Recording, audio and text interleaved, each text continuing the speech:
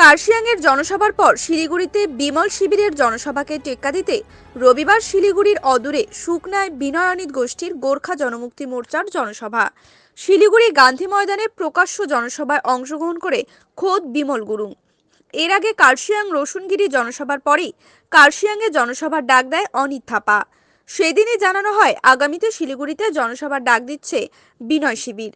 রবিবার শিলিগুড়ির সুকনাতে বিনয়নিত জনসভা বেশ কয়েকদিন থেকেই তোড়জোড় লক্ষ্য করা যায়।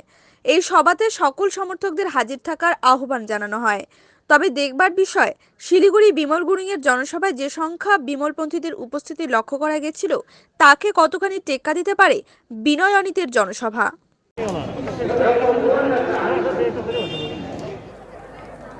आजको परिस्थितिमा जब हामी विनयको उदयको पहाडमा तपाईहरु राम्रो पहाडमा विनयको युग पहाडको निम्ति एउटा नयाँ युग र नयाँ पोलिटिकल प्रदर्शन सुरु भएको हामी मान्छौँ। हामीहरू उच्चेजित भयो, कहिलेकाहीँ हामीले ढुङ्गा टिप्ने प्रयासहरू गर्यौँ हाम्रोहरूले, तर त्यस्तो परिस्थितिमा उहाँले भन्नुभयो हाम्रो नयाँ सोच नयाँ विचार लिएर उहाँहरू हिँड्दा पनि एउटा ढुङ्गाले हिर्काएको छैन।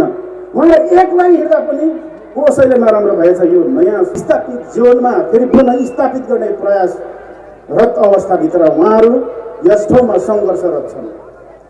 70 वर्ष लागेका वृद्ध पहाडको नेता सुभाष घिसिङ वृद्ध अवस्थामा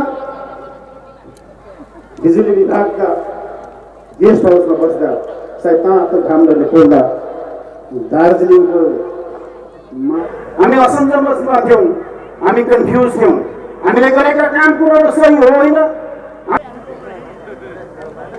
जब अमेरिकामा नयाँ राष्ट्रपतिको चुनाव सुरु गरेको आन्दोलनभित्र प्रशस्त पहाडहरू पहाडबाट खेदिए, विस्थापितहरू भए। पहाड विस्थापित जीवनमा आज पर्यन्त जीवनहरू यस ठाउँहरू बिताइरहेका हामी पाउँछौँ, हेर्छौँ।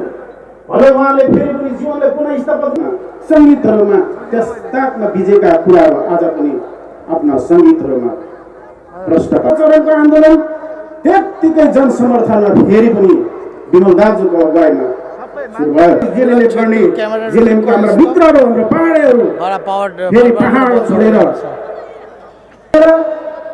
आजको विस्थापित जीवनहरू जिइराखेको अवस्थामा हामीले त्यस समयका अनि त्यति बेला सायद कागजका टुक्राहरूले वृद्ध शरीरको लासार शरीरलाई ठाउँमा त्यो लासको विसर्जन गर्ने सायद उसको आत्मामा एउटा जाँगर रहरको इच्छा थियो। उहाँको नेतृत्वले त्यो पर्मिसन गरेर जसको कारणले गर्दा आज जे जीवनले यो विस्थापित होइन, यो भगौडापनको जीवन बिताइरहेको हामीले पाएका छौँ। त्यस उसले हामी त भन्छौँ हाम्रो जे जीवन छ, मेरो बाउले कमाएर दिएको, मेरो बाउले छोडेर गएको गोर्खाहरू पहाडमा त्यस ठाउँमा बस्न इच्छा गर्छौँ, त्यस ठाउँमा मर्न खोज्छौँ। हामीले हाँस्छौँ।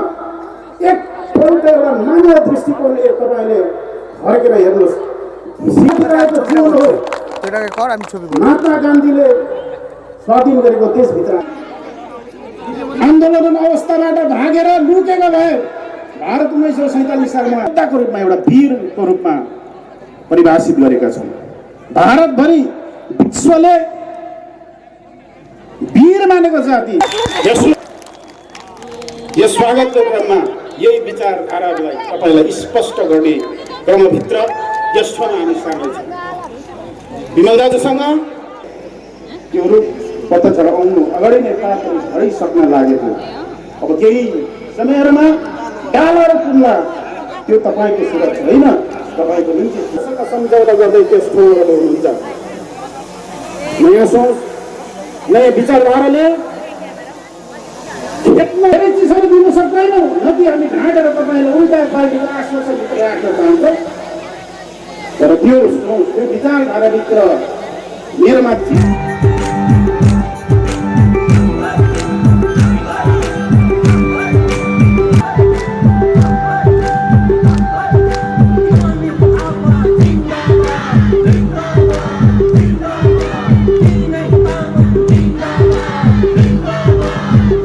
गाडीलाई खोल्न चाहन्छु।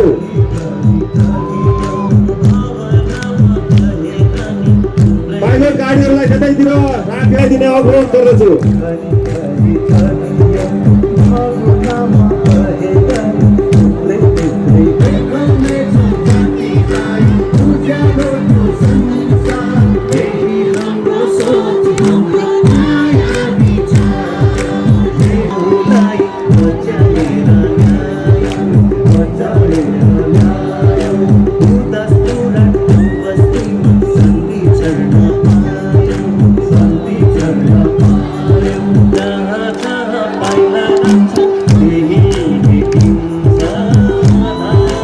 विनय तामाङ जिन्दाबाद, विनय तामाङ जिन्दाबाद, अनित थापा जिन्दाबाद, अनित थापा जिन्दाबाद, विनय तामाङ जिन्दाबाद, विनय तामाङ जिन्दाबाद, अनित थापा जिन्दाबाद, विनय तामाङ जिन्दाबाद, नयाँ सोच नयाँ विचार जिन्दाबाद, विनय तामाङ जिन्दाबाद। कर्मचारी संगठनका सदस्यहरू उहाँका पदाधिकारीहरूलाई मञ्चमा निमन्त्रणा गर्छ। श्रीमती श्रीन्दालज्यूलाई पनि नारी पक्षबाट 2 शब्द सम्बोधन गर्ने म आग्रह गर्न चाहन्छु। दादा हिंदी में बोलिए। अच्छा दादा माइक पे उठियो। आपको सेंट्रल गवर्नमेंट को बोला कि रद्द करने के लिए, क्या रद्द करने की? देखिए आज का जो मीटिंग में मेरा जो कहना है क्योंकि ये सभी को पता है कि दार्जिलिंग हिल्स इंक्लूडिंग कालिम्पोंग, सिलगुड़ी तराई और डुवर्स, इन इलाके एक ट्रीटी ऑब्लिगेटेड एरियाज है। आपको पता होगा कि 1935 तक तो ये इलाके एक्सक्लूडेड एरियाज में पड़ते थे। बाद में आफ्टर 1935 1947 ये पार्शियली एक्सक्लूडेड एरियाज में चला गया। वैसे तो माने तो 1935 के आगे 28 एरिया था, तो एक्सक्लूडेड एरिया का 8 लगा के 36 हुआ था 1947 तक। लेकिन out of 36 partially excluded areas में 35 का आफ्टर इंडिपेंडेंस इनको कॉन्स्टिट्यूशनल जस्टिस मिला। लेकिन दार्जिलिंग पहाड़ हिल्स जो है और तराई डुवर्स ये अभी तक इसमें ट्रीटी ऑब्लिगेटेड एरियाज है। जो 18 अगस्त 1949 में जब Indo Bhutan friendship treaty sign हुआ, उस टाइम से इस इलाके और दूसरा तरफ 1950 का इंडो नेपाल फ्रेंडशिप ट्रीटी, ये 2 ट्रीटीज़ है। तो ये 2 ट्रीटीज़ के तहत ये अभी का जो जगह है, जो मैंने कहा है, ये पढ़ते हैं।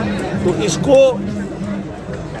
जितना जल्दी हो सेंट्रल गवर्नमेंट ऑफ इंडिया उनको कॉन्स्टिट्यूशनल जस्टिस मिलना होगा। अभी तक इस इलाकों को लीगली इनकॉर्पोरेट इंडिया में नहीं हुआ है। ये इंडिया का नेशनल सिक्योरिटी के हिस्से से ये एक खतरा भी है। इसलिए ये दोनों ट्रीटीज को जितना जल्दी हो खारिज होना चाहिए। आपको पता होगा कि 1949 का जो ट्रीटीज इंडो भूटान ट्रीटीज था, उसको अमेंडमेंट और रिव्यू 2007 में किया था। उस टाइम अभी तक ये लीज लैंड है, लीज लैंड कालिम्पोंग और डुवर्स लीज लैंड है। अभी तक गवर्नमेंट ऑफ इंडिया इसको लीज देते हैं और 2007 में ये लीज बढ़ा दिया गया है। तो मेरा मानना है यहाँ का जितना भी public, not only Gorkhas but entire community of North Bengal including the Darjeeling hills, Siliguri Terai and Dooars are facing this constitutional injustice. तो मैं उम्मीद करता हूँ कि जितना जल्दी हो इसका ऊपर में बापाटाइट टॉक और ट्रापाटाइट टॉक होना चाहिए। बापाटाइट टॉक बंगाल के अभी एब्जॉर्ब एरिया है, बंगाल में ये एब्जॉर्ब किया गया है, इसलिए बापाटाइट टॉक विपक्षीय वार्ता जो होना है वो हमारा साथ में राज्य सरकार को होना है। उसके बाद में बापाटाइट टॉक जो है राज्य सरकार और इस इलाके का हम लोग प्रतिनिधि और केंद्र सरकार के होना है। तो ये मैं उम्मीद करता हूँ 6 महीना है अभी 2021 का असेंबली इलेक्शन आने के लिए, तो इसका आगे ही ये कॉन्स्टिट्यूशनल जस्टिस इन सारे, चाहे हिल्स हो चाहे सिलगढ़ी तराई हो या रोड्स को जितना भी है उनको जस्टिस मिलना चाहिए, कॉन्स्टिट्यूशनल जस्टिस। ये हमारा उनको उनका ऊपर में हम लोग को रिक्वेस्ट किया है।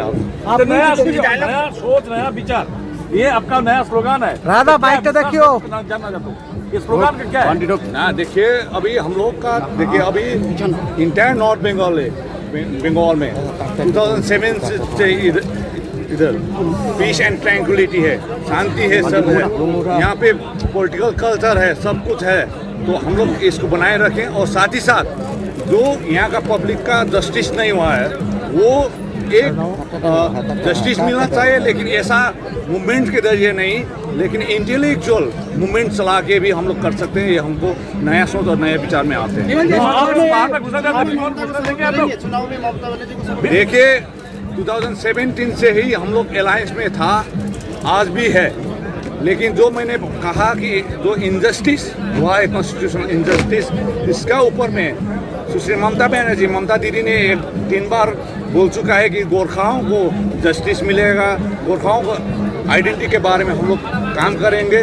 तो मैं अभी भी रिक्वेस्ट किया है कि उन्होंने 3 बार चौरास्ता में, दार्जिलिंग के चौरास्ता में, नक्सलबाड़ी में और कालचिनी में कहा था। और दीदी को मैंने अभी भी रिक्वेस्ट किया है कि इनका ऊपर में जो कॉन्स्टिट्यूशनल इनजस्टिस हुआ है उनका ऊपर में वो हल करें, वो इसको प्रोसेस को आगे लेके जाएं, being chief minister of West Bengal. जब बिमल गुरुंग को पहाड़ में घुसने देंगे आप लोग?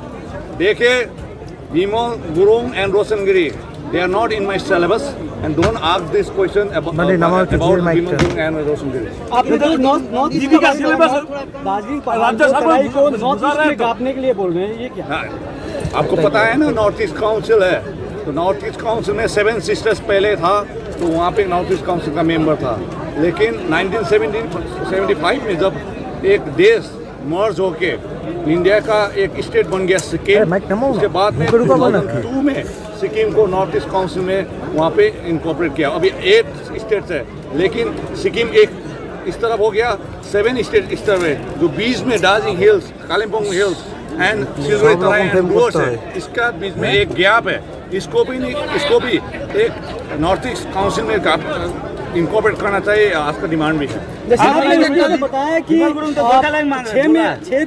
6 महीना है इलेक्शन में कुछ भी हो सकता है। देखिए हमारा मांग है जो इनजस्टिस हुआ, कॉन्स्टिट्यूशनल इनजस्टिस हुआ, उसको जस्टिस मिलना चाहिए।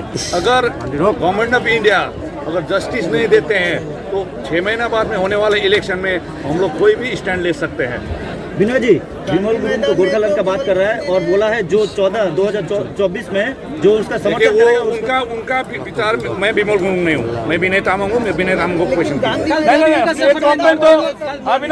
स्टेट गवर्नमेंट तो बिमल गुरुंग को पहाड़ में गुजर रहे हैं। 2 दिन का टूर में नॉर्थ बंगाल आ रहे हैं। देखिए बीइंग चीफ मिनिस्टर, वो चीफ मिनिस्टर है, कई बार आ चुका है, दार्जिलिंग में जा सकता है, लेकिन उनका प्रोग्राम है, दीदी का प्रोग्राम है, इसमें हम लोग का कहना है ना। देखिए अभी हम लोग ने कह दिया है very soon will write a letter to the honourable chief minister of West Bengal and as well as the honourable prime minister of India and the home minister. किस बात में?